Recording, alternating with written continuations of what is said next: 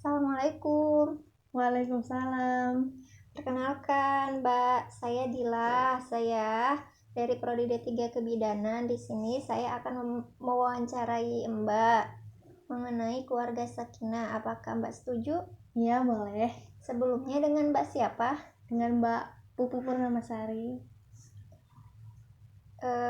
Mbak tahu apa yang Mbak tahu mengenai keluarga Sakinah? Keluarga Sakinah itu pasti keluarga idaman semua orang ya kan? Iya. Jadi kayak kita harus tahu dulu arti dari Sakinah itu apa. Sakinah itu kan tentram, jadi pasti kita ingin mempunyai keluarga atau rumah tangga yang tentram, seperti itu. Contohnya kadang kan nggak semua rumah itu tentram kan, nggak semua rumah bisa bikin kita betah di rumah itu kan. betul. Nah, jadi kalau menurut pandangan saya keluarga Sakinah adalah ketika kita pulang kita ingin merasa tinggal di rumah itu. Jadi berkumpul bersama keluarga, kita merasa aman, merasa tentram ketika bersama keluarga kita, seperti itu. Nanti Mbak sudah menikah atau belum? Nah, alhamdulillah belum.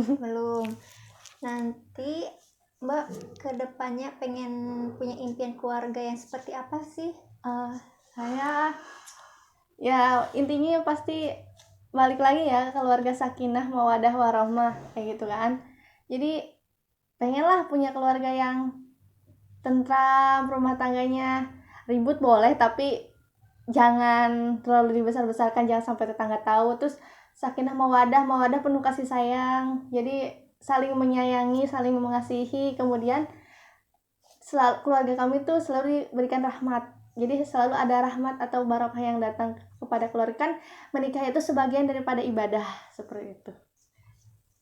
Di keluarga Mbak sendiri itu seperti apa keluarganya? Di keluarga saya alhamdulillah keluarga saya tuh tentram, penuh kasih sayang, sama ya masuklah ke model keluarga Sakinah mawadah warahmah. Contoh suami ideal yang Mbak inginkan itu seperti apa, Mbak? Suami ideal sama akhlaknya baik, seagama, pasti harus agama kan. Iya. Nggak mungkin kita cari calon suami yang beda agama gitu kan. Kemudian bertanggung jawab pasti, karena kan di mana-mana rumah tangga pasti meskipun nggak selalu harus tentang uang, tapi kan di dunia ini tidak ada apapun sih, apa-apa butuh uang gitu kan. Pasti kalau orang yang bertanggung jawab, meskipun bukan terlahir dari ibaratnya orang yang berada, tapi kan kalau dia bertanggung jawab pasti dia mengusahakan untuk membuat istrinya bahagia. Kemudian dia tuh kayak penuh kasih sayang, jadi selain sayang kepada saya, pasti dia juga harus sayang kepada keluarga saya, sayang kepada orang tuanya. Karena menikah itu bukan hanya tentang menyatukan dua orang, tapi juga menyatukan dua keluarga. Sebelumnya mohon maaf, Mbak, kenapa Mbak sudah sampai sekarang umur sudah cukup, sudah dewasa, tapi Mbak belum menikah juga? Alasannya kenapa, Mbak? Kenapa saya belum menikah? Sebenarnya saya merasa belum siap aja gitu kan menikah. Saya belum ada pikiran buat menikah, ditambah saya juga belum menemukan calon suami yang bisa membawa saya ke pernikahan itu sendiri, seperti itu. Mbak bagaimana?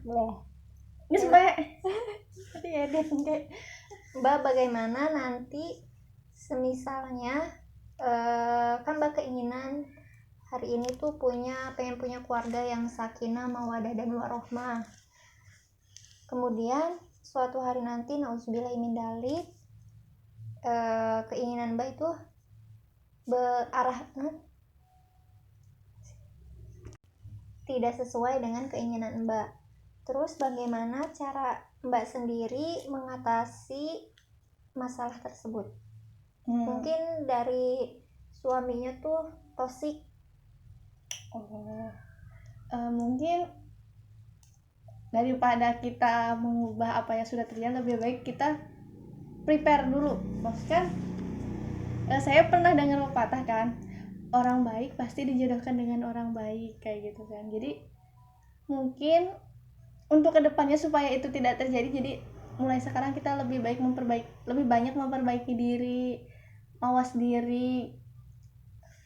Soalnya kan kalau jodoh kan kita nggak tahu juga kan seperti apa bentuknya, rupanya, di mana ketemunya kan. Tapi kalau misalnya kita mendapatkan suami yang seperti itu kan kita juga nggak bisa milih gitu kan. Iya. Tapi ya kalau bisa diusahakan ya usahakan dapet yang baik sebelum kita. Makanya menikah tuh harus banyak pertimbangan, bukan hanya sekedar kita pengen nikah karena kan orang masalah kita waktu menjomblo aja udah rumit, apalagi masalah menikah. Karena ketika seorang itu sudah menikah maka bukan masalah kan, dibilang pintu rezeki kan terbuka kan, tapi kadang ada aja masalah kan, masalah kecil. Namanya juga kan dua orang, dua kepribadian, dua kepala, dua pemikiran disatuin dalam satu rumah kan, pasti ada aja nggak konsistennya, ada aja miskomunikasinya seperti itu. Makanya ya itu cari-cari komunikasi, cari-cari dulu sebelum ini cocok nggak nih, ini apa pantasnya nih, bibit bobotnya itu harus. Nah itu benar pepatah kita kan, di orang kita kan, orang Jawa, orang Sunda kan pasti dilihat babat, bibit, bebet, bobot, kayak gitu kan. Babatnya tuh kan gimana tingkah lakunya, terus bebetnya gimana, bobotnya ya, bibitnya bagus nggak, keturunan bagus, karena insya Allah keturunan yang bagus akan meneruskan keturunan yang bagus juga. Seperti itu sih. Terus semisal Mbak lebih milih ta'aruf atau pacar, misalkan nanti nih Mbak dijodohin sama orang tua Mbak mau nggak gitu? Kalau soal ta'aruf atau pacaran kan di Islam juga yang namanya nggak ada yang namanya pacaran kan, tapi kan ta'aruf juga kan kalau bisa kita bilang modelnya kan kita coba mengenal gitu kan.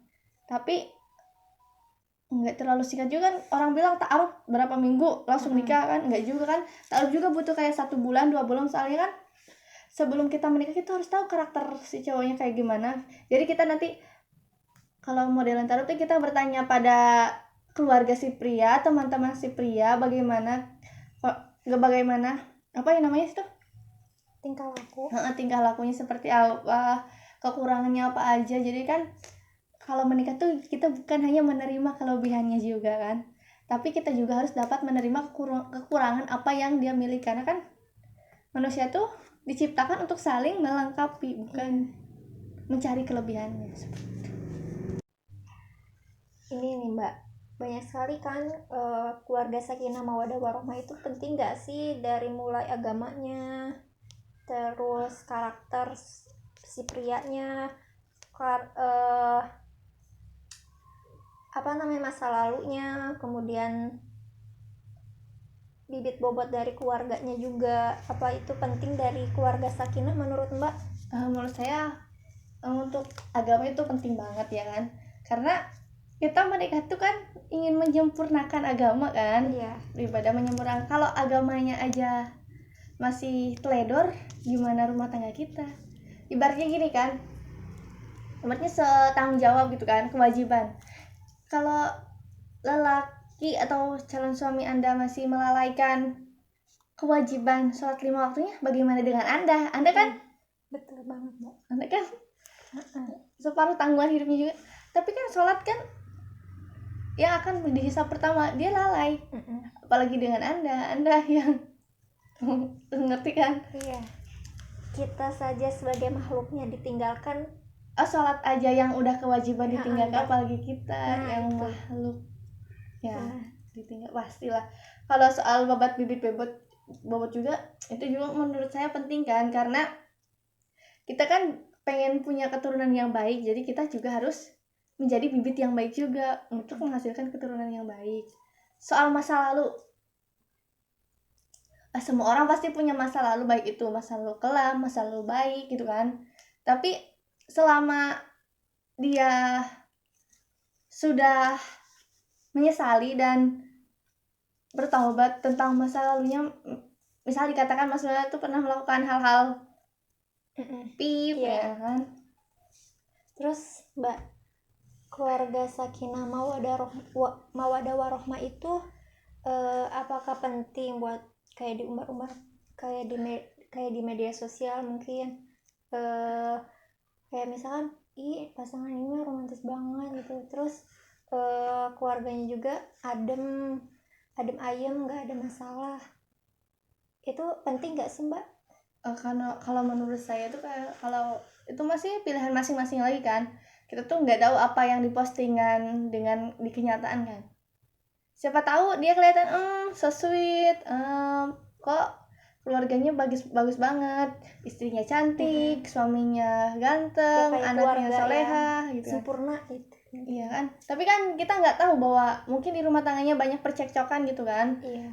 Soalnya kayak kalau menurut saya, kalau untuk urusan keluarga tuh kayak nggak perlulah diumbar-umbar, cukup kita aja yang tahu bahwa gimana keluarga kita, harmonisnya keluarga kita.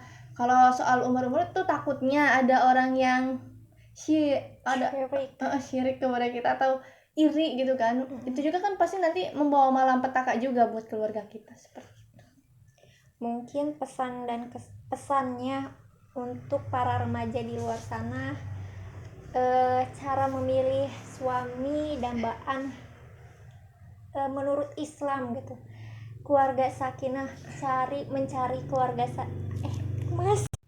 pesan Mbak untuk remaja-remaja di luaran sana, pesan bagaimana pesan Mbak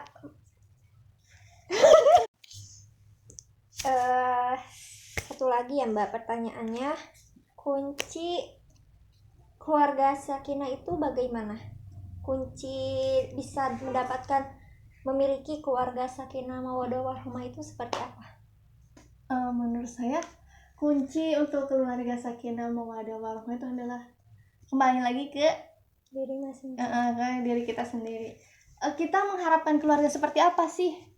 Jika emang ingin keluarga yang tentram, maka kita juga harus menciptakan suasana tentram itu. Jadi kan minusnya wanita kan sering mempermasalahkan masalah yang kecil dan dibesar-besarkannya. Kalau itu kita lebih meminimalisir, soalnya kan semakin sedikit percekcokan